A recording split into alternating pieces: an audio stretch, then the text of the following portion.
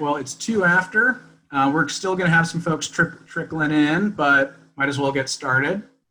We have a pretty meaty agenda for you guys today. So first off, just want to wish everybody a good afternoon. My name is Adrian Wren. I'm a project leader at Valley Vision. I also happen to be manager of the Cleaner Air Partnership, or CAP as we like to call it. So we'd just like to welcome you to our first virtual Cleaner Air Partnership Luncheon of 2020, and likely not our last. We're really pleased to see such interest in our work to promote air quality in communities across the Sacramento region. For those who are not familiar with the Cleaner Air Partnership, it was actually founded in 1986, so over 30 years ago, by the Sacramento Metro Chamber of Commerce and Breathe California Sacramento region. Today, the Cleaner Air Partnership is a broad-based partnership between business leaders, environmental advocates, public health nonprofits, and our region's 5 air quality management districts, all working together to promote public health and economic growth through clean air advocacy. So big thank you to our event sponsors. I'm just going to read them off briefly. The Sac Metro Air District, Teichert, SMUD, Sutter Health, Union Pacific Railroad, the Sacramento Association of Realtors, the Placer County Air Pollution Control District, and the Healthy Air Alliance. So thank you all. Quick bit of housekeeping before we dive in. As I mentioned to some of you who are just joining, this meeting is being recorded, and a link will be shared early next week. There will be regular breakpoints throughout this briefing, allowing you to ask questions of our panelists. You'll want to use the Q&A box on your screen. Depending on your device, you might need to move your mouse or tap your touch screen in order to see that Q&A box. So just note that. And finally, there is also a chat box that some of you are already utilizing, which is great, where you can have non-Q&A related conversation. So with that, I would love to introduce Meg Arnold, who is the interim CEO of Valley Vision, and is going to provide some more context to our conversation today. Thank you, Adrian. I'm really glad to be joined by everybody today. We're up to about 70 participants, it looks like, which is fabulous. And I just have a few quick things to say. And before I say those things, I'm also going to sort of pre-announce that that in a matter of about a minute or two, we're going to be launching an online poll on a not enormously air quality related topic, but just to get a sense of what everybody's been valuing doing with their time these days. But before we get to that actual launch of the poll, I want to give a little context for why we're having this session today and why it's particularly focused on air quality and it's relevant to business. As many of us know, air quality is absolutely a technically complex topic, federally regulated, and can often feel a little bit, I don't know, for lack of a better word, esoteric. But in fact, in reality, air quality and its regulatory imperatives are really deeply interconnected with priorities that matter hugely to businesses of all sizes and all types across our region and others. And of course, our business sector is fundamental and foundational for regional economic growth and frankly, for the regional economic recovery that we are all going to be working on in the coming months. So that's the kind of the backdrop to the why of today's topic. We have 3 great speakers who will be bringing you the what of it, the material of it. John Lane from Teichert, who is also the chair of the Cleaner Air Partnership, Alberto Ayala of the Sac Metro Air District, and Erik White, Placer County Air Pollution District. Before I turn to the first speaker, who will be John, I guess now is the time to launch the poll that we have quickly and see how that functionality works.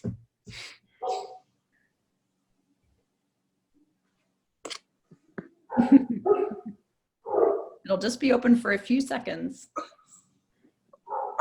My question about these polls is how and when the results show up.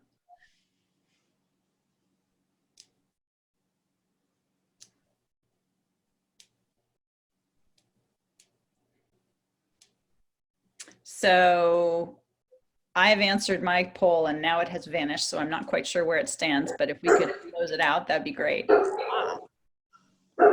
Well, we have a relative diversity between going outside and gardening, staying inside and watching Netflix, and cleaning the heck out of our houses. So it sounds like a good diversity of activities. Thank you for that. So I'd like to turn next to John Lane from Teichert to lead us into the next part, the first part of our conversation. And just before we do that, I'll say, in between our speakers, I'll be handling the transition, and we'll be tracking the Q&A box and the questions there and posing those to our speakers as they're wrapping up their section. So John. Well, thanks a lot for the handoff, Meg. And so there we are. As I say, there should be a slide that pops up. So just a little bit more context on this presentation. We gave this presentation to regional business leaders not too long ago because we realized that a lot of transition has occurred in our region, in our business leadership. We've lost a lot of people who really understood the integral connections between air quality regulation and business. So we were trying to bring back up the bar, so to say, to make sure that people understood in business. That was so well received that we talked more amongst ourselves at the Clean Air Partnership and others that really it's actually a good broader conversation to have. But what I want to do is we'll keep it really high level. By no means did we feel that the business perspective is the only perspective. The functional goal of this really was to just understand how air quality, the regulation of it, and the running of a business and a regional economy all can be intertwined. So with that, this slide kind of just captures that in general. Our region really does depend on us achieving and maintaining air quality, not just for integral reasons that we'd all would recognize, but because some of those things, which we'll get into a little bit, especially with our the air quality management agencies and others, Alberto and Erik will talk a little bit about how the technical aspects of those all connect. But for the most part, our region really requires for us to meet our goals, both independent businesses and regional goals. We have to meet air quality regulation and standards and also achieve certain goals. So our clean air, low carbon actions, our work with the state, our work with the federal agencies, they are all integral. So if we go to the next slide, I can talk a little bit more. There's a fair amount here, but what I can tell you that most businesses really recognize that in order to be strong, both individually as businesses and in a collective economic region, we really have to have vibrant communities, and we have to have workforces that also we can attract. And if our air quality is poor, it's going to be hard to bring the best and brightest. We're also going to have trouble keeping our workforce ready to come to work and to be functional, especially in an organization like Teichert, where we have people out and about working in the region. We saw a significant impact at Teichert, just like many of us during the wildfires, that if air quality gets really bad, you have a hard time doing just about anything to run your business. We also recognize that there are funds that are required, and many of these can either, the spigot can turn on or off depending on how your air quality, how you're meeting those targets on the federal and state level. And one of my favorite bumper stickers of all time was, it said, gravity, it's not just a good idea, it's the law. And clean air is a lot like that. It's not just a good idea, it is the law. And so we in business are mandated, whether we like it or not, to meet certain requirements, and they affect us both in the way we can attain and attract our workforce, but also how we run our businesses. And so we're going to talk a little bit more about that. And like I mentioned, both federal and state funds can come and go depending on where you are, not only with your normal pollutants, which I call as like nitrogen oxides, which are related to combustion, but also greenhouse gas, especially here in California. And then we'll talk a lot about the word attainment, and we'll get a little bit into that because that really is a super important element of how it affects, how federal and state law affect us. So let's move to the next slide. Now, we're going to get a little bit more into this. So the thing here to really kind of capture is that there's really a lot of different moving parts to air quality and how it regulates. On the federal side, and by no means is this a complete and comprehensive list, but on the federal side, the Federal Clean Air Act through EPA, by establishing national ambient air quality standards, which we fondly call NAAQS. We're going to talk a lot about those because those really are a core of kind of today's discussion, how NAAQS and our ability as a region, how we regulate them, how they achieve them, how we set those goals, and what happens if you don't meet them. But also at the state has a lot to do with the running of business in California, and that's through the California Clean Air Act and related legislation. And there is always legislation being proposed and policy through CARB that affect us a fair amount, and that can be through vehicle standards, emission standards, fuels, what products can and can't come to market, how we determine, how we calculate sources. Toxics is a major topic, and we'll talk a little bit about that. And then, of course, greenhouse gases in California really pushing the forefront of greenhouse gases and attempting to touch climate change. But the air districts are really, if we talk about business, the air districts are the folks who are really attempting to take all those pieces and bring them to the table. And so as business, we interact a lot with air districts. If we have a certain amount of emissions, we're going to need to get permits through them. We're going to be inspected. The air districts work on state implementation plans, which we're going to talk a little bit about. They're constantly working on how do you manage a regional economy and find the right amount of incentives versus the hammer part of regulation, finding that balance so that business can not only operate and thrive, but also protect the public health. And then the CEQA, the California Environmental Quality Act, also comes to play here, and a lot of times it'll come through the air districts. And then the air districts are also a lot about education, and that's really a big part of what today is about, is attempting to make sure the public and business understand how air quality is regulated, what are our targets, where we are, how we're getting to where we want to be. So we've got two of the regional APCOs who are going to talk about that. And then local government has a big part as well through not only general plans and the adoption of how we move forward as a local region and where we put things, but also through ordinances and other policies. So that's kind of the big picture. I'll stop there because we're going to go a little bit more into the weeds with the experts, but that's the big picture. And if you have any questions, we'll attempt to keep those questions super high level if we can. Otherwise, we'll need about 4 hours or more. Way to motivate questions, John. Yeah, I'm seeing one question in the Q&A panel right now, but I believe it's on a topic that's about to come up or will shortly come up. If it doesn't, I will come back to it.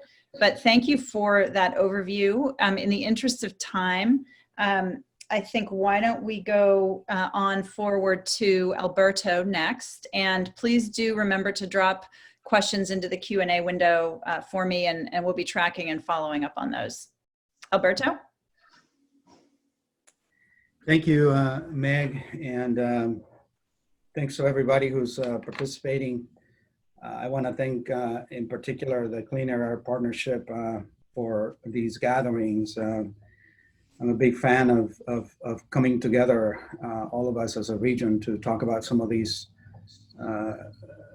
mutually important subjects. And in this particular case, I want to start by first acknowledging John, whose idea about bringing us, the Clean Air Partnership, and our partners from the business community. That was the genesis for what we're doing today. So I want to thank you for that.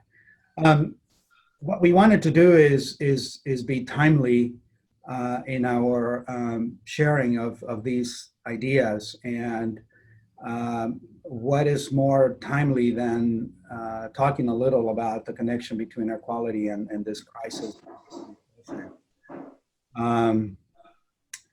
Obviously, we all have noticed that air quality has improved significantly.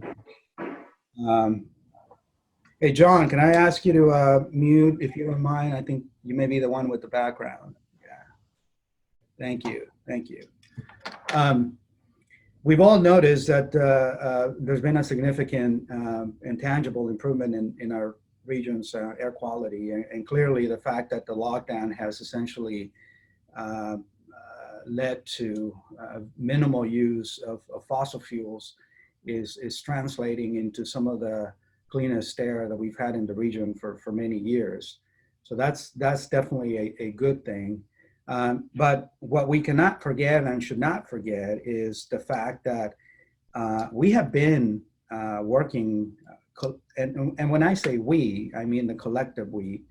We've been working on cleaning up the air for many years, and the reason that our ambient air responded so quickly to the shelter in place is because we are on this trend towards attainment of the air quality standards, as John alluded to. So the analogy that I use is we have a plan in place to get to attainment. We are rolling down a hill, and what the crisis has done, the shelter in place has done, is really simply accelerated that trend down. So this is really an acknowledgement of the contribution that we have all made as a society, the state, the air districts, the business community, the private residents, essentially tackling anything and everything that has to do with pollution. And this has been going on for many decades. That's the reason I say in the bullet here that really as a state, as a government, California has left no stone unturned in terms of trying to understand how to best achieve emission reductions. And I think when you have that as a backdrop, shelter in place has really amplified the benefit of not using fossil fuels. And as John alluded to, I think the key, the secret sauce has been a very nice balanced combination of regulations and subsidies. So yes, there's a lot of regulatory work that has come behind the improvement in air quality, but also we need to acknowledge that the state has invested and continues to invest huge amounts of public dollars to try to get us to a cleaner future. We cannot forget that. And again, some of the examples that we can point to, obviously in a minute we'll talk about transportation, but the state has invested tremendously on zero emission technologies, both for passenger cars as well as larger vehicles and equipment. Obviously, we're investing in cleaner transit and even stationary sources, industrial sources. There's been significant improvements in that area.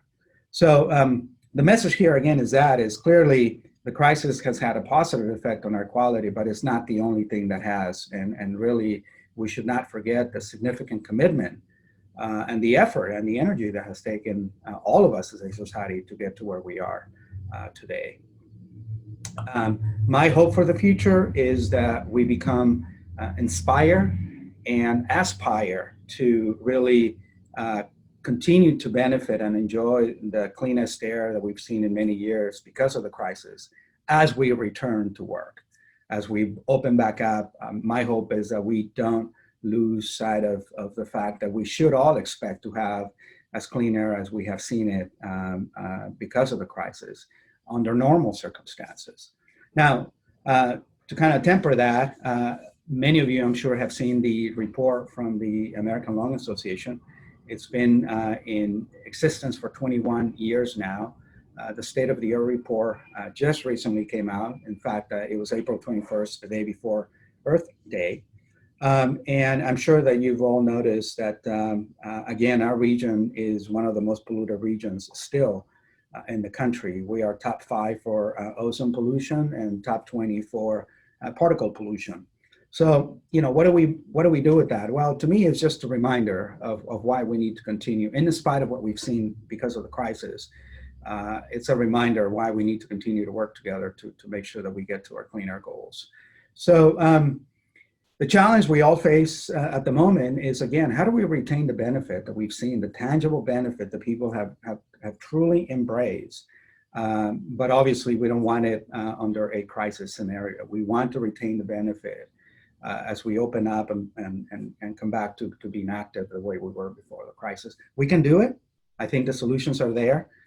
Yes, is going to require a true commitment in terms of not only political will, but infrastructure and funding. But I think it'll be interesting to see how we come back out of this, say, society and really take up this challenge, this question that we should not think that we need to sacrifice the environment for economic development, that we can have them both. Next slide, please.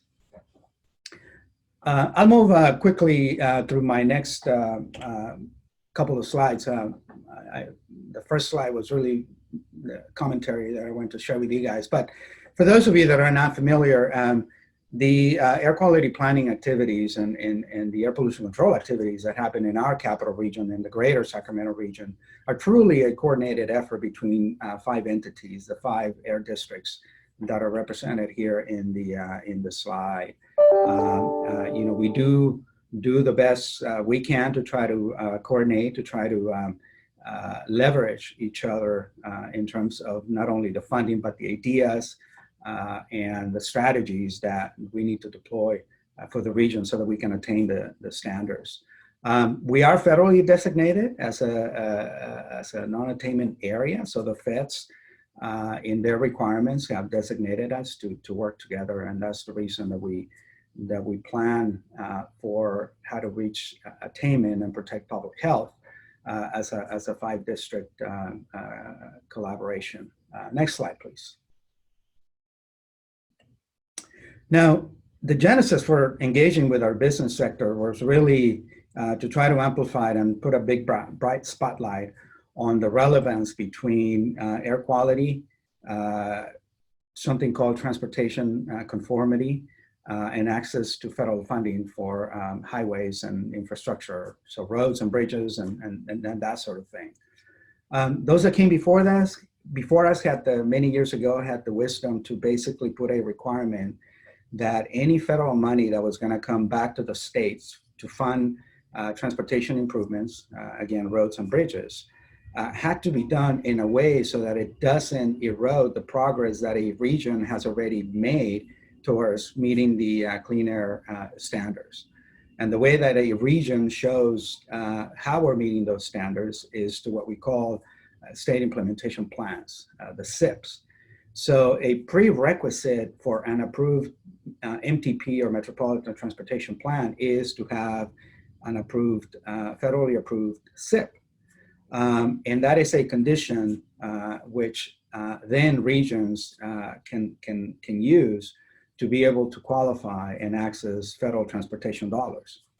When the climate program kicked into California about a decade or so ago, there was a new requirement where regions had to be cognizant of how to reduce carbon emissions related with transportation emissions as well. And there came SB 375 and the Sustainable Community Strategy requirement, the SCS. So this is essentially a similar requirement for state dollars. So where we find ourselves today is our metropolitan planning organizations, which for our region is SACOG, our friends at the Sacramento Area Council of Governments. They are the designated MPO, Metropolitan Planning Organization. They are the ones responsible for the MTP and the SES.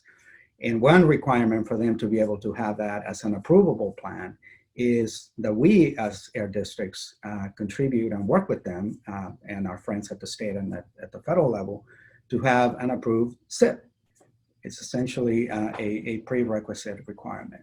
That's very important because, as John alluded to, in the event that there is no approved SIP, in the event that the region does not have an air quality plan, then it automatically makes us ineligible for federal transportation funding.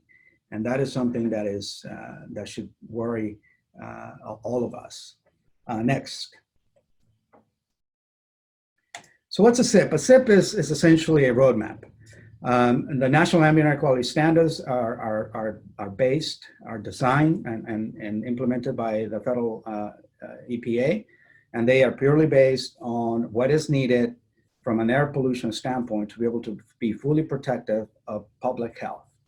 The SIP for a region is essentially a roadmap. How are we going to get there? And it's essentially a balancing of all the emission sources in a region, meaning mobile sources, as we call them, from the transportation sector, the stationary sources, and every other source. And the SIP really captures the total magnitude of those sources and what the game plan is. What are we going to do as a region, the business community, the government community, the NGO community, to make sure that we are trending towards meeting those national ambient air quality standards? Next slide, please. And this is my last slide. I think, go ahead and click through the final animation, Adrian. As you can imagine, for an economy like California, where our power grid is relatively clean and some of our stationary sources, most of them are very well controlled, the biggest source of emissions is transportation emissions. So all of us that get around, whether in a transit or a car or whatever, we are contributing to making transportation, mobile sources, the biggest source of emissions. And that is one of the reasons why you see in the region and across the state such heavy emphasis on electrifying transportation, because it's the biggest sector. So if we are going to meet our air quality plans, we got to get to the biggest source of those emissions. So that'll end it for me. Thank you again for the time. Thanks, Alberto.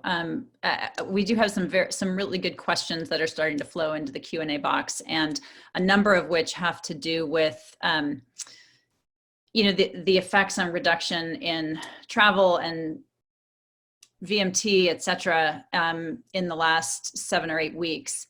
Let me try to more or less approximately consolidate a few of those questions into one. I think I'll pose it mostly as asked by Tim Murphy at SAC Region Builders Exchange, who says, given that telecommuting during the COVID-19 shutdown has had a great result in air quality, would it make sense for our region to do the following? First, encourage businesses and government to implement a 10% telecommuting goal.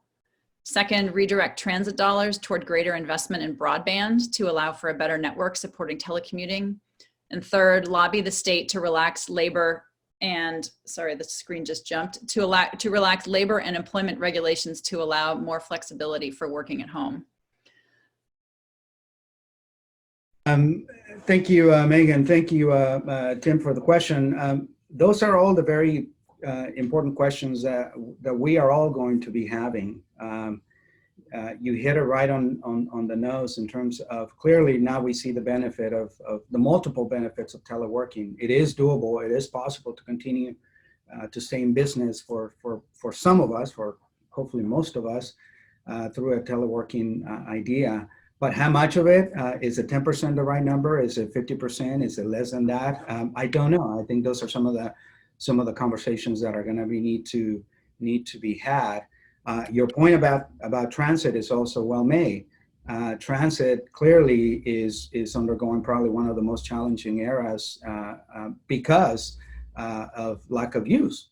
And if we are going to come back and open up again, what is going to be the proper role of transit? Clearly, from an air quality standpoint, the one thing we cannot do, in spite of the fact that some would argue is good for social distancing, the one thing that we cannot do is imagine a future where we're all just going to get back into one of us in one car again, because that is really the inertia that we're trying to drive against. So I don't know what the right combination of policies is going to be, but this is very much the discussion that is going to be had, not only in the next weeks or months, but I think this is going to be a long-term proposition for all of us to rethink about, how do we continue to get back to where we were now that we've known these new ways of working and interacting.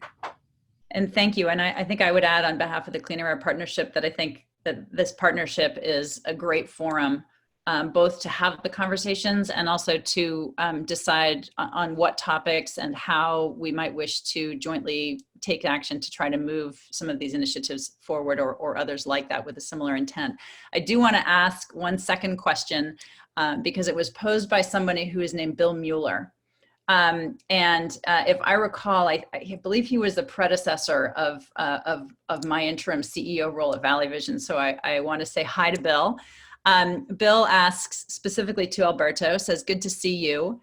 And then he says, what effect will extremely low fuel prices now have when the economy heats up again? Should we expect to see a big and negative spike in vehicle emissions later this year? If so, is there anything you advise we do about it? I would add, as an additional question to that question, with low fuel prices, what might that do to electric vehicle sales? Thank you, Megan. Thank you, Bill, for the question. Great to hear from you. Well, the short answer is, if I knew what fuel prices are going to be, I wouldn't be here, right? I think we're going to see the rebound really dictate in terms of how much demand. And the one thing about fuel prices, the one thing that we should recognize, because California regulations for fuels always get attacked in terms of impact on fuel prices. It's a global market. So it's really going to depend on what happens, not in our region or our state or country, but really around the world. But clearly, low fuel prices have a tendency to encourage more driving and have a tendency for people to want less fuel efficient vehicles because it doesn't cost you much to run it. Now, we've seen a trend towards more efficient vehicles, cleaner vehicles, in spite of where fuel prices are. So I don't know. It'll be interesting to see what happens once we get back to some sense of normalcy and typical demand, and see if the price of fuel will come back up, which is probably the case. What the appetite for still fuel efficient vehicles is going to be. Clearly, this is not good for electric vehicles, because one of the biggest barriers of electric vehicles is that the price is still relatively high relative to combustion vehicles. So this is an outlier in terms of all of these dynamics that were complicated enough prior to the crisis. Now you throw the crisis on it, and I think it's just going to take some time for us to see how things shake out. But thanks for the question, Bill. Fabulous. So thanks for the questions. Do keep them coming. I'd like to turn now, I believe, to Erik for the next section of the conversation. Eric White? Erik's computer rebooted, so I think we have time for one more question from Alberto. Alberto. We'll do a little technological tap dancing. Let's see. Let me scroll down. You guys are dropping them in. Guy Hall asks a sort of a clarifying question about the graph, presumably the one on the prior slide. Adrian, can you go back? About whether the graph displayed is for our region, state, or US wide. Alberto? You're muted. Thank you. Thanks for the question. This is a statewide inventory, but it looks the same as a regional inventory. So roughly speaking, and really I should be more specific than that because there's experts in the audience. This is really NOx emissions. But if you look at some of the other pollutants, you get a slightly different balance in terms of the contribution. But again, in general, without getting into the detail, it does matter whether you're looking at greenhouse gases, again, particle pollution, NOx pollution, organics, et cetera. But roughly speaking, by far, transportation is where it's at as far as the biggest source of air pollution. But in this particular case, this is our state and regional inventory. It looks very similar. Great, and I'm not quite yet seeing Erik back online. So I have multiple electronic devices sending me messages right now. So let me move to another question. Should we try to move ahead, Megan, instead? Beg your pardon? Should we try to move ahead? I mean, Yeah, just, do you want to jump in, and then when Erik reappears, hand it off to him? I can be the pinch hitter if until Sure thing. hey. So okay, there you go. So the point here is to start to get into more of the specifics of what is regulated and who's doing the regulating. The most important pollutant for society, and it's the case for us as a region, is the case for the state and the country and many other areas, is ozone pollution. Ozone pollution is not a thing, it's not a pollutant, but is created by a combination of a couple of things, NOx and organic compounds, when they cook up in a sunny atmosphere. So that's why the summer is so bad from an ozone perspective. The way that it gets regulated is through what we said before, are the National Ambient Air Quality Standards, which are purely based on what is necessary to protect public health. And they do not consider how much it would cost to get to those standards. That's an important point.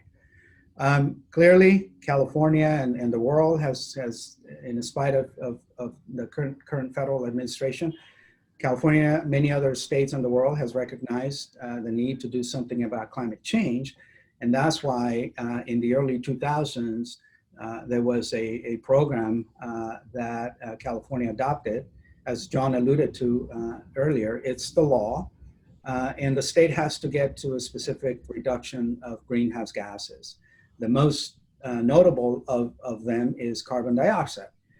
But there's a handful of additional gases that also play a role. And those are also regulated today in the state and in many other states across the country and around the world. Particle pollution is also a concern, so-called PM 2.5. Again, particle pollution is not a thing. It's a collection of many different individual species, and they are regulated through the ambient air quality standards as well. In our region, the biggest source of pollution is wood burning. And that's why when we see wildfires, things get so bad, because you're adding already to what's been a very challenging pollutant control. Because again, wood burning is a very, in many urban areas, it's a very personal thing, right? I mean, you want to have the ability to fire up your fireplace and have a cozy atmosphere. Toxic air contaminants are also very important. As the name alludes, they are toxic, so they can kill you. And that's why there is regulations for them at the federal and at the state and local level. So that's how regulation of pollutants happens in our region. Next slide. Is Erik? I think Erik is back. Is he back? Yeah. Oh, there he is. All right. All right. Where did we leave off? Where we are at the, sorry, I'm just trying to get my window to show the slides. We're at the slide with the, how we're doing with the matters, the items that are regulated. Got it. Well, I apologize for that, everyone. I guess the downside of not doing this in person is when IT decides that it's time for some upgrades to your computer, they just happen. So that was a random reboot that I got to experience right there. Poor coordination. There is something to be said for us all meeting in person, right? So I want to thank everyone for joining today. It's great to see such a diverse group of participants from the business sector, environmental organization, public interest groups, local governments, and others joining us to talk about this. I'm not sure quite where you left off, Alberto, but I will say that I hope after that start, there's certainly a greater appreciation of the challenges that we all face in meeting clean air goals here, and just the the incredible need for coordination. And that's where the Clean Air Partnership is such a great organization and group to try and do this, because it is going to take efforts by all of us to meet these goals. So Albert, I don't want to duplicate what you may have gone through on this slide, you know, but as Alberto noted, you know, while we've made great progress in reducing emissions, and the red line certainly on this chart certainly shows how far we've come over the last many decades. And I got into this line of work in the early 90s, and I certainly remember when ozone levels, you know, we're at this level. And you can see where we are today, just the tremendous progress that we've had. But as the Lung Association noted, we still have a lot of work to do. And as you can see with the dotted lines, the blue one and the green one, we have more work to do. You know, but with through the SIP process that Alberto talked about, you know, we have a roadmap to get there. And in fact, you know, the modeling shows that we will get there. Over the next 4 to 6 years, we expect to meet the 2008 and the 2015 federal standards for ozone. And that's, I think, a testament to work that's been done at the local level through the various air districts in the region, efforts that have gone on at the state level for cleaner fuels, cleaner trucks, cleaner consumer products. And so, but despite that, there's more work to be done. We know that these ozone levels are not set at a level below which there are no health impacts. There are health impacts that continue even below the national standards. And so as health data comes in and research comes in, we know that we're going to continue to have to look to move the needle even lower on emissions, on ozone levels here in the region, so that we can continue to provide the cleanest air that we can to the residents in the region, and really make the Sacramento area you know, a great place for employees and employers to come and settle and set up shop. But while we talk about ozone, you know, we can't lose sight of the fact that you know, we also need to look at greenhouse gases. And I don't know if Alberto did mention that, you know, there's a number of drivers for greenhouse gases that are going to bring those down from a regulatory and standards perspective. And we're on target to meet, you know, the AB 32 targets that were set as kind of the first step of where should greenhouse gases go. The next step is going to be a lot more challenging. It's going to be a lot more difficult as we look at going from 2020 to 2030, which is going to be an essential doubling of the greenhouse gas reductions we need to get to that target. A lot of those reductions are not yet defined.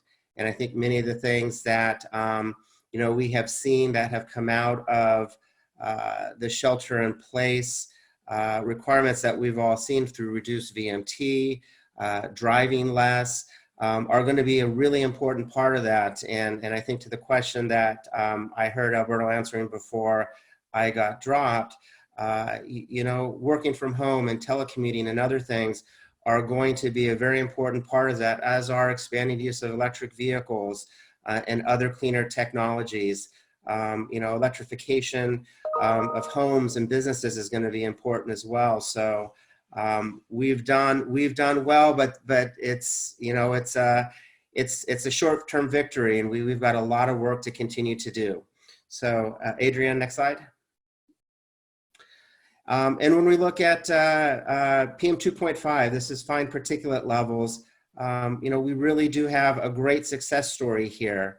You don't have to go back that far to see where on an annual basis, you know, we were seeing particulate levels, and especially in the wintertime, as people were burning fireplaces, as people were firing up wood stoves, inversions were very low due to cold, foggy temperatures. We saw very high levels of particulates in the region, and in more particularly in certain neighborhoods and communities throughout the region. and through efforts that have been done to reduce diesel emissions throughout the regions through cleaner trucks, cleaner off-road equipment, cleaner ag equipment, we've seen tremendous reductions. It's also in no small part to curtailing burning on high PM days, replacing dirty wood stoves with clean wood stoves. So there have been a lot of things that have gone on at the local and state level, which has really brought these levels down to a point where we can claim victory in terms of meeting ambient air quality standards, but recognize that the health impacts from particulate like ozone, we will realize additional health benefits as we continue to implement strategies to reduce PM 2.5. And, I think there's a lot of efforts at the local level and at the state level to continue to move that needle and drive those emissions down to even lower levels. Next slide. So as we look at the drivers for for the benefits and the reductions that we've seen, and this slide goes back to the one that I showed a couple slides ago for ozone. You can see that we have seen, like I said, those dramatic drops in emissions, which have led to substantially lower ozone emissions as we look at meeting national ambient air quality standards. And again, the drivers are actions at the federal level with cleaner trucks and cleaner cars, things that the state has done through their efforts and implementation of the SIPs. Local air districts and local government partners have done, the transportation partners that we all work with on rules and policies. Certainly in no small part, and certainly on the local side, a lot of these benefits are driven by substantial investments that the state has made through local air districts to reduce mobile source emissions. These are programs like the Carl Moyer program, which I know the business sector has been very embracing of, and in partnership with local air districts to co-invest in cleaner technologies. To do that, it has been worked through the Community Air Protection Program in disadvantaged communities throughout the state, communities that have been disproportionately impacted by emissions, whether we're talking about areas in South Sacramento or North Sacramento or in the Roseville area, where you have sources that are, you have communities and residents who are disproportionately impacted by high levels of predominantly motor vehicle emissions or other smaller sources like auto repair facilities, screen printing shops, and other things, and efforts that have been done through both community coordination as well as local investment to bring emissions down in those communities and in those neighborhoods. And that work is certainly going to be ongoing. I think one of the questions and one of the concerns I think all of us have that are in this business is what is going to be the impact on those dollars as we look ahead to future state budgets and future local budgets on the ability to kind of sustain the level of funding that we've been fortunate to have over the last several years, and in a way that will allow us to continue to make significant progress in the region, in those communities. Next slide. So we have a lot of tools, and I've touched on a number of these. Certainly, everything that air districts do, and in fact, what regulatory agencies do is a bit of a carrot and stick approach. We certainly have, regulatory requirements on the sources that we have authority to regulate. And as I know, John Lane at Teichert is very familiar. There's a lot of requirements depending on where he's operating in the region on what he needs to do and the type of equipment he needs to operate to ensure that he's as clean as the regulatory requirements will require. There's a lot of permitting that goes in as well. Every new source that comes in, whether it's a gas station or a new power plant, has to go through an air quality permitting process. And as we've worked on this over the last several decades, that process has become more and more restrictive. And so, you know, we always work with our sources to find ways in order to, bring in new employers, bring in new industry in a way that will continue to grow the local economy, but do it in a way that is not going to adversely impact air quality and our blueprint through the SIP on meeting air quality standards.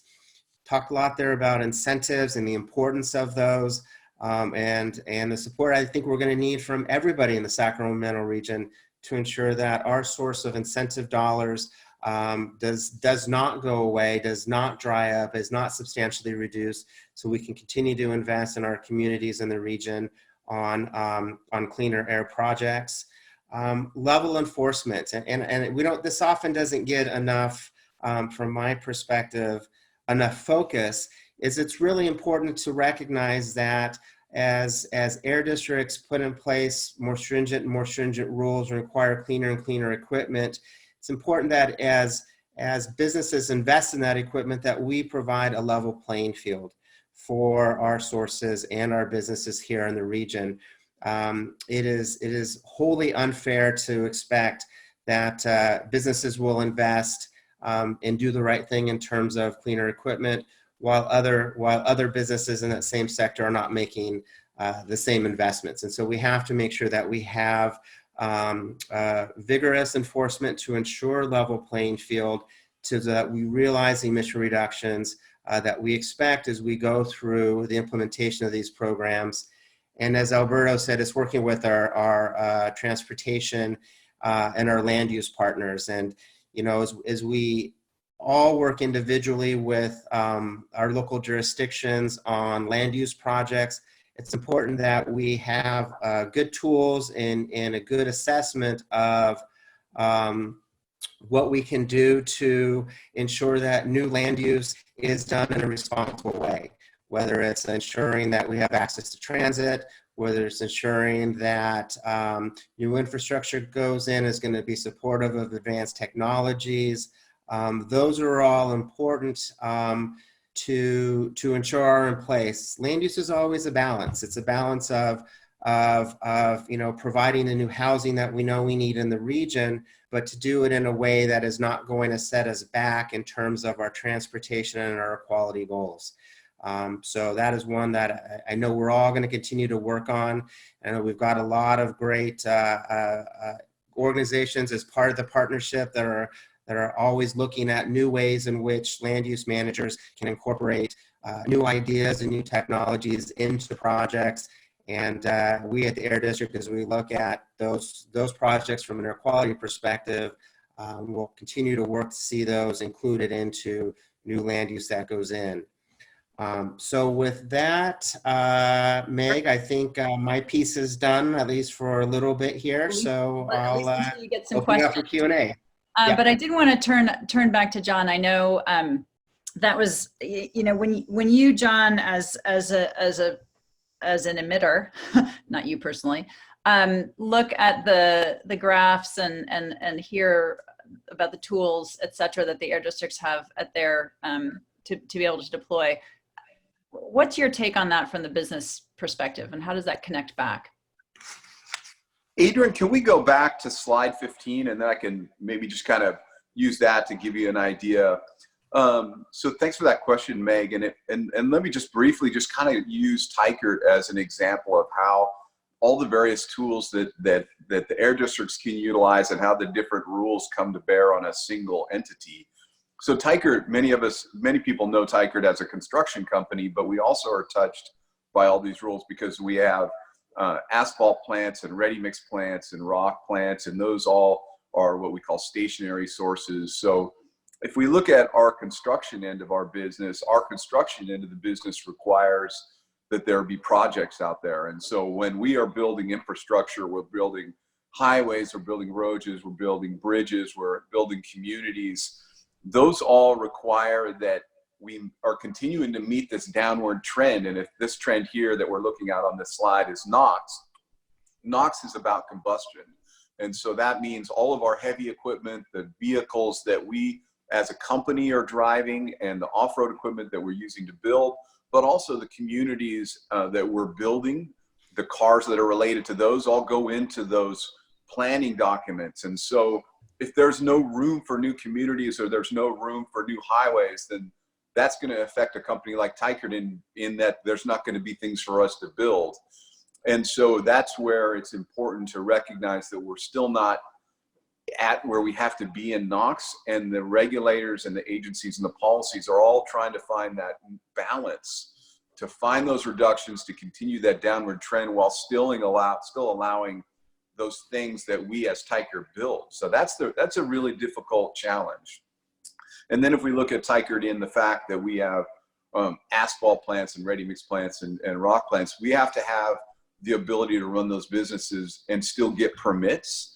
And those emissions related to those also go into this essentially mathematical summary of emissions. And so if we have to get to X, we have to look at all of the various pieces. And so our stationary sources are part of that. And so if there's not room for those, then those things either have to get scaled back or our existing permits start getting pushed and squeezed so that we can't produce the things that we need, or we may not even be able to get a permit for something where it needs to be. And if I use an asphalt plant as an example, if we can't put an asphalt plant in a region because there's no room for it mathematically from an emission standpoint, then that means we may have to put it in a vehicle, a truck, and then truck it many, many miles to that site, which makes I'll stay with asphalt, which makes it more expensive, which means the local entity, your city or your county, suddenly can't do as much with those dollars because we have to charge more because the air quality emissions that are related to those had to be pushed downward. And then we also have an element of our company, which is development of all our lands that are post-mining. And if there's not enough room for those new communities to be put in those old mine sites, then there again, it affects a single company and its ability to reclaim mines and to bring new communities to our region. So there's just one company like us and an example of how this graph can touch us and touch everyone, including you, depending on how that all goes. Thank you, John. So we've got a couple of minutes for questions from the Q&A box, and there's a couple of good ones. Chris Smith from Associated General Contractors asked about the notion of a level playing field for businesses, and specifically whether there are distinctions in what small, medium, or larger size businesses are expected or required to accomplish in terms of air quality emissions. I don't know that I would differentiate that there's a difference between small, medium, and large, and I want to thank you for that question. I think that's a good one. You know, as air districts and as regulators, you know, we take into account with the regulations that we develop what are going to be the impacts on various types of industries, on various sizes of industries as we go through there, and typically the standards themselves are reflective of the economic impacts that the regulations are going to have on those particular sources. I think what's important is to recognize, though, that any regulatory requirements is going to necessarily come with it an economic impact, and so it's important that those economic impacts don't disproportionately fall on some facilities or some businesses and not others. When they are, in direct competition with each other. And so again, getting back to that level playing field, and whether it's an industry, somebody needing to put in a new boiler or to replace gasoline nozzles or something like that, it's important to ensure that all the sources that are touched by that go through and undertake the same actions to ensure that one does not end up having a competitive business advantage over the other. Thank you. Thanks, Erik. And I'll take us a little bit beyond the planned timetable for questions with one of the others that are waiting to be asked. Alberto, I think it was you or Erik alluded to, actually it was Erik, who alluded to uncertainty with respect to funding for incentives and other actions as a result of the impacts of the COVID-19 downturn. And a couple of questions have been asked in the Q&A window. You know, are we anticipating any kind of cap and trade impact as a result of COVID-19? And if so, do we have any insight into what that might be? And then more broadly, in terms of other funding sources at the state or other levels, are we anticipating other potential COVID-19 impacts, recognizing we're still very early days and all that? Well, I'll take a shot, and then maybe Alberto wants to provide his perspective as well. You know, I think, you know, I can tell you from my personal perspective for Placer County, we're waiting a bit with bated breath to see what happens with the revised budget that is going to come out. And you know, cap and trade funding in particular has always been tricky and provided an uncertain source of investments and incentive dollars for local air districts, because there's such demands on those funds from a multitude of programs that the state has. And from the intention of the program itself is to collect monies for emissions that are in time going down. So presumably, if the state program is successful, there will be less revenues year over year as emissions go down and there's fewer credits to purchase that are available then to distribute to the various programs that we talked about. So I know that we will be looking probably in the August timeframe to see where the legislature and the administration land in terms of investments of the cap and trade dollars that they have.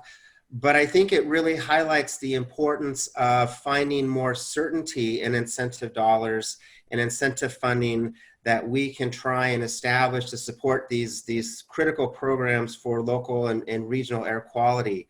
The cap and trade program is not the ideal program for us to be looking at to provide certainty and funding long-term for these types of investments. And I think one of the things that may be something, a great topic for a future conversation through the partnership is, where are those opportunities? What are those potential sources that we can set up that would provide greater certainty? And I don't know if Alberto has anything he may want to add on that from the Sacramento perspective. No, you covered it pretty well, Erik. In the interest of time, I'll leave it at that, but thanks. Awesome, thank you. Thanks, Erik. I think next, Adrian, why don't you take us through to where we are, and we turn back to John. Unmute myself, that might help. Of course, they're remodeling the house next door today and they're repairing my fence, so I apologize for the noise. So now what we're going to do is touch on another element of air quality that's also has an impact not only on business, but all of us in general as a society. And so we'll keep this one also fairly high level, but it's regulated a little bit differently than the previous ones, where you had NACs and you had bars and you have SIPs that drive those numbers downward. When we talk about toxic air contaminants and related hazards, they're really a little bit different, and we're seeing a really significant groundswell of difference in the way we regulate those even right now. So if you look at the landscape, so to say, of toxic regulation, if we go on the federal side, the Community Right to Know, also called TRI, has been in existence since 1986. And it's still there today, and we in business, if you meet certain thresholds, you're required to put data into the federal database, and you can look that up and see, what's happening in your region there. But it's only a certain amount and a certain type of hazards. But on the state side, in 1987, a different program, of course, through the state of California, looked at different compounds. And so there are many industries and businesses in the state of California that also report through the Air Toxic Hotspots program. And that's continually being modified and in flux. Even today, right now, there are more and more compounds being added to those chemicals that we report from business. But beginning about 2 years ago, really a significant turn occurred in the way that California has begun to look at toxics and how we learn about them, how we understand them, and then ultimately what do we do about them. And so let's go on to the next slide, and I'm going to just talk about AB 617. But the reality is it's the toxic emissions and understanding them and trying to grasp how they affect not only business, but the people and the communities and our economies, and how we understand them. And so I'll just talk a little bit about them. These right here on this are really the major elements of AB 617. There are many communities in California that are, one way or another, all of us are affected in one way or another by toxic pollutants. Many of them come from our own vehicles. Some of them come from business. Some of them come from other places and are transported here. But understanding what communities are being impacted to those is part of that identification aspect. And those are communities themselves and other regulators that are looking at our communities and our regions and our businesses and trying to sort out where those impacts are occurring. Then once we identify those communities, and the state of California through AB 617 puts a placeholder on that community and gives them essentially the green light to begin the next step in AB 617, they form essentially a local quasi-government, which is a stakeholder committee. And that is the region's communities and the residences and the businesses themselves are put together to really grapple with what is the problem. What for that particular community, what are the inputs, what are the risks, where are they coming from? And then they one of the early things they'll do is essentially create a boundary, since they are a quasi-government entity. And I use that term in that they're going to make decisions and they're going to have regular public meetings. There's going to be input. You as community can log into those, you can attend those, but they're going to make decisions. And so one of the things they have to do is to create a boundary. So that mapping element of it to AB 617 is what that's about. But then we get into really probably in my opinion, some of the really important things that all of us really grapple with in the state of California, which is, what are the emissions? Where are they? What's affecting them? And to know that, we need monitoring. And that is one thing that AB 617 has really essentially pulled to the front, which is where do you put monitors? What kind of monitors do you need? What kind of data do they produce? Is it going to be high level data that's not really, really accurate, but it gives a good sense of what's happening out there, versus very, very high precise monitoring, which is the state of California monitors. And then how do we understand that and apply it to a certain community? So these AB 617 communities and others, the air districts are working hard with others to try and start getting a little bit more monitoring data out there. And it'll be our challenge to make sure that we understand how that monitoring level, how accurate it is, and what it's really used for. Because ultimately, the next step for the AB 617 communities and society in general, and the air districts and the regulators, are you start identifying how do we change it? How do you change the tangent of a risk? Once we've identified that a community or a region is being impacted, how do we do something about it? And this is really a big difference from where we see with TRI or with hotspots. Is we are empowering local communities to understand what the risks are, try and get enough data in the sense of monitoring and others, and I'll talk a little bit about that.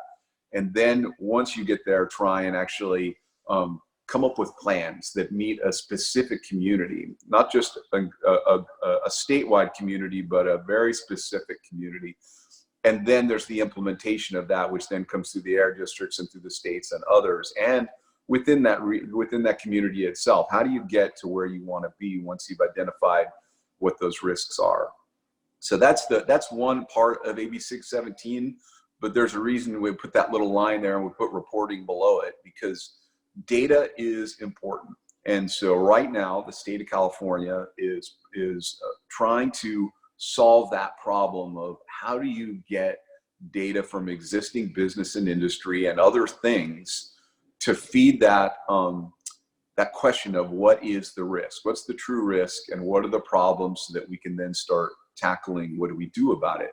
And so the California Toxics Reporting Rule, which is we call CTR, is still in flux at ARB.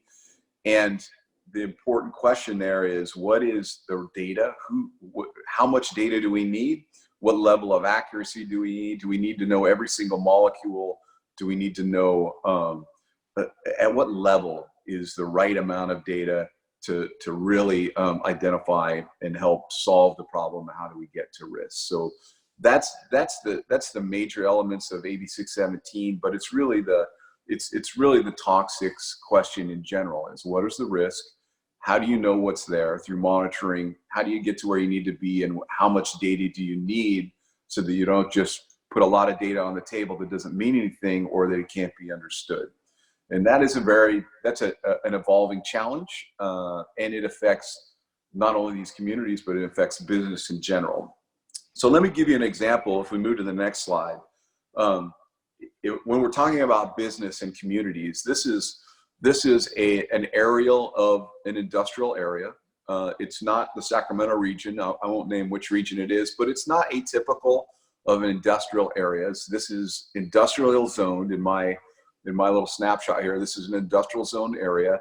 And so if you look at the industrial zoning from that area, it identifies that this is a place where you put a wide range of industries, and there's going to be hazards and noises and odors and other things that you would expect. And so if you look, it's obviously there's existing businesses there, but it's also an area where we go to put regular businesses as well that are like this. Generally, we create industrial zoned areas so that that's where you put them. But over time, unfortunately, if you look at this picture, and let's go to the next slide, this is the reality of a lot of our communities, is that over time, we have allowed industry and business and communities to grow so close together that we have undue impacts to certain communities. This is not the fault of the businesses. This is not the fault of the residents who live there. But it's the reality of us in business, and the reality of the communities, and it's also the reality of the local leaders and the air districts, that we have a situation now when we start looking at toxics and risk where everything is intertwined here. And so in this picture here, we have rail lines that go right around the edges and through these communities. We have major freeways and roadways. We have the communities. Now we need to understand, we need to have a little bit more monitoring. How do these residential communities determine where the risks are and what to do about it? And then back to that toxic reporting question is, how much data is necessary and what type of data? And so that, in a nutshell, unlike the NACs where you have bars and you have federal regulation and others that are driving a graph downward, this is much more germane, which is like trying to really understand the actual numbers and the actual risks. And it is challenging for everyone involved, and that is going to be really where our future is over the coming years, is grappling with communities like the one in this picture and some that aren't quite so obvious. So I think I can leave it at that, though. We'll probably have a decent number of questions, but hopefully that's a good high level picture of when we talk about business and we talk about toxics, how they are interrelating with communities. Thank you, John. I want to be cognizant of time for everybody. Erik, I think you're still with us. And perhaps we can pass on this question section. We've got literally 2 more slides, and then do final questions at the end for the last couple sections. Do you want to jump in, Erik? I will. Thanks for having me back here, Meg. And I'll go through this fairly quickly, but I think as you all probably heard today, the work that we do at the local level is only part of the solution. We have our partners at the state level and our partners at the federal level, and I'll be honest to say that at the federal level, we've seen over the last several years some significant actions that they have taken that have making our job harder. We've seen a number of regulations that have been rolled back or made less stringent, whether it's regulations dealing with oil and gas or toxic emissions or permitting or CFCs, which are all from the Paris Climate Agreement. And so if you think back to the slide that Alberto talked to, that such a large portion of the emission challenge that we have locally is from mobile sources. We're very dependent on federal and state action to ensure that we continue to make progress in reducing emissions in the mobile source sector. Probably the single largest environmental rollback that we have seen is the SAFE rule that US EPA has been working on really since the start of the new administration, and has finally finalized its second piece just in the last week or so. Just as a bit of a primer, the SAFE, and it's a SAFE, and I have a tough time always remembering what the acronym means. It's the Safe and Affordable Vehicles Program, and it in a sense rolls back GHG standards for light-duty motor vehicles that were established back in 2012 that were going to provide year-over-year benefits of a 5% reduction in greenhouse gases, the greenhouse gas standards. And so step one was to take away the authority of California to set its own standards for greenhouse gases from light-duty motor vehicles and rescind the California ZEV program. And step two was to relax the standards themselves. This is really important because not only does it impact the state's progress towards meeting its greenhouse gas goals, the region's goals for meeting greenhouse gas goals, impact on SB 375 and what it's going to mean for transportation regionally. But at the bottom line is it puts public health at risk through higher vehicle emissions. And the region as a whole is really going to have to go and look at what is this going to mean for the strategies that we had already put in place and identified in our SIP to reduce emissions, and where will we have to effectively make up those lost emission reductions that we all expected were going to come from the combined state and federal programs. There's a lot of work that's going to need to be done on this. There's going to be tied up in legal circles for quite some time, but its practical effect, if it's going to stymie technical innovation, it's going to create uncertainty in the light-duty vehicle market, and it's really going to call into question how are we going to meet the ambient air quality standards on the timelines that are there. And so we bring this up not because we have the answers to those questions, but because those are questions that are going to need to be answered, and we'll be taking the next several months, years to try to get at those. I know that Sacramento, through Alberto's efforts and his staff, have been very engaged in this. We in Placer County are supportive of the efforts that Alberto and his staff are taking to ensure and preserve the benefits that the original program would have provided. So more to come on this. This is probably another topic that could be as a luncheon topic for a future meeting.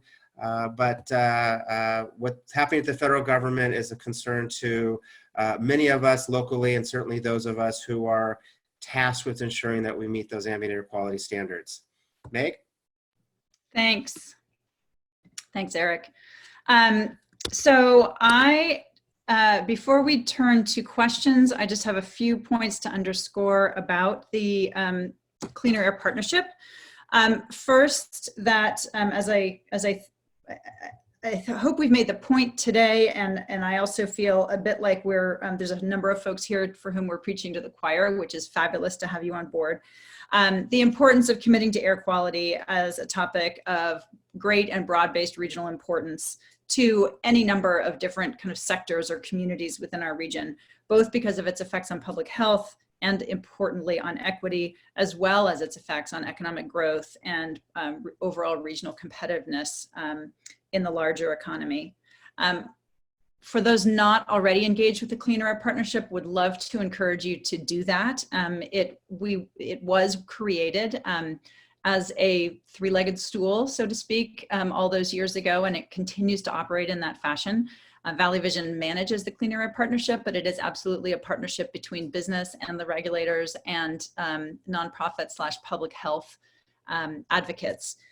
So it's a forum for finding that common shared ground and creating a center.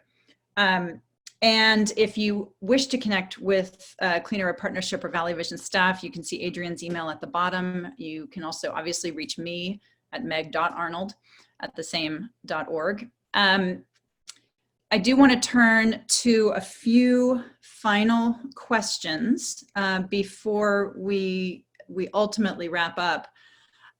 We had a couple of questions that hark back to the emissions slide that Alberto had showed earlier, emphasizing the large proportion that come from mobile source. And then within that, in particular, a few folks noted the significant contribution to emissions from heavy duty diesel trucks. Guy Hall actually flagged the statistics for us, saying that 17% of emissions are from light and medium duty vehicles versus heavy duty diesel at 36%. Implying that air quality challenges from trucks are more than twice that of light and medium duty cars and trucks, and asking if there's any comment on that, and also asking for actually another questioner on the same topic, Jennifer Wood, asking, are there prospects for electrifying or otherwise cleaning emissions from heavy duty trucking sector? And I think all of you have expertise in that. I know John Teichert certainly operates a fair number of heavy duty trucks. So anybody want to jump in on those questions? Sure, I'll start, and thank you for the question. The questioner is correct. I forgot who posed the question, but clearly heavy duty trucks are a major source, particularly of, I think Erik alluded to this, particle pollution. The older they get, the more pollution they lead to, NOx pollution. And I think the intent of the slide was not to get into a deeper level in terms of segregating mobile sources into the different categories. Clearly, as the question alludes, heavy duty trucks are important. Equipment of any type is important. So the way to think about it is anything that burns fossil fuel in a combustion engine is going to contribute to some degree. Whether it's a lot or less, it's still important. I think that's the point that we were trying to make in that slide. We can break it up into different pie charts, what have you. But the good news is, and I think this gets to Jennifer's question, is one, those emissions from the heavy duty trucks are going down dramatically. And in fact, it was actually Erik who left us the legacy of a very important state regulation. He and I used to work at the Air Resources Board, for those of you that may not know, where in 3 years, every truck on the road in California is going to meet the latest and greatest standards for emissions for trucks. So relatively speaking, those are going to go down. But to Jennifer's question, we also see development of electrification solutions for the heavy duty sector. Clearly, Tesla has gotten a lot of attention because they have a very cool looking truck that is going to be zero emissions and meet all the performance and demands of a typical big rig. But they're not the only ones. And I think that's the key point, that we have now turned the page and you see multiple manufacturers bringing zero emission solutions to the marketplace. Thank you. Let me just do a quick time check. We just got a couple minutes left. I think there are some additional questions. We'll be sure to capture those and follow up on them, perhaps in the email follow-up that will come after the webinar.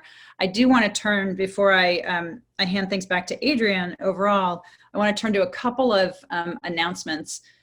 Sue Teranishi in the chat box had noted that there is a Slow Streets Sacramento effort that is being mounted by both SABA and Walk Sacramento, as well as I think also some other partners. And If you'd like, anybody on the call would like more information on that, please go to either the Sacramento Area Bicycle Advocates, SABA, or Walk Sacramento. And then the other thing I want to note is that Tom Stollard, prior CAP chair, wants to share with folks that SACOG is considering an initiative to encourage businesses to continue telecommuting at least a couple days a week after sheltering in place is lifted, to help reduce congestion and sustain some of the improvements in air quality. And thank you, Tom, for mentioning that. That's something that that we at Valley Vision have been in early conversations with SACOG about. And in fact, one of the things that we're launching, you may know that you generally may know that Valley Vision does regional public opinion polling on a range of different topics. About a year ago, we did one that was specifically on perceptions, residents' perceptions on environmental matters. We're actually just about to launch a poll on, not surprisingly, the impacts of COVID-19 as they're being experienced by those in our region, to help provide some quantitative data that's regionally specific. And because SACOG and we were in conversation about this telecommuting initiative, we added a couple of questions to the poll intending to capture, or trying to capture, pre-COVID and current telecommuting rates, and then the potential desire to continue or not continue a higher level of telecommuting than existed before COVID. So we will have some data on that point probably by early June. So I think those are the two announcements that I wanted to make. I wanted to thank John and Erik and Alberto. And before I hand things back to Adrian, which I will do in about one sentence, I just want to thank everybody for joining us and spending your Friday lunch with us, even though we didn't actually have lunch that we were able to serve you. Adrian? Can we say that we owe them lunch? Depends. I got to check our budget, but I like the thought. Yeah, as Meg said, thank you all again for participating in today's briefing and asking all those very insightful questions. Also want to recognize Valley Vision's Emma Kofed. She's a project manager who was in the control room for this webinar, making sure that everything worked well. She's our technical expert, so I want to thank Emma and of course our panelists. And finally, the Cleaner Air Partnership's generous contributors for making all of this possible. So Valley Vision's actually launched a series of webinars that we'll be hosting throughout the month of May. If you're interested in any of our work around broadband deployment, housing policy, or workforce development, go over to valleyvision.org and make sure that you get our newsletter so you can be among the first to RSVP when those become available. And all of those issues, to some degree intersect with the conversation we had today. Lastly, there will be a recording of today's webinar. We'll have it up on Valley Vision's YouTube channel in the next 72 hours. Keep an eye out for an email from me with a link to that. And also, as soon as this webinar ends, we will have a little pop-up that will contain a link to a 1-minute evaluation of this webinar. So that's your chance to give us some feedback and also share some of your ideas for future luncheons. Again, that'll pop up. Just be careful when you're closing windows when you're all done with this webinar. And with that, I think I would love to wish you an amazing Friday afternoon. It is the first day of May is Bike Month, so be sure to go to mayisbikemonth.com to check out all the great things that you can be doing outdoors while social distancing to enjoy this amazing weather. Thank you all, and see you at the next one.